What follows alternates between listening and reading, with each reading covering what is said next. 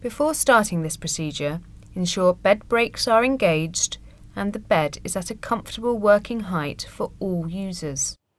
Okay, Alan, we're going to slide you. To reposition a patient, 2 flat side sheets and a minimum of 2 staff are required for this technique. 2 staff, one positioned at the head end and the other at the foot end of the bed, gather up the top slide sheet and hold it securely. Adopt the walk stance, 1 foot in front of the other, and ensure an upright posture prior to executing the technique.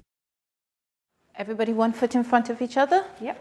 Ready, steady, slide. The direction of travel usually determines the lead person, who gives the commands ready, steady, slide.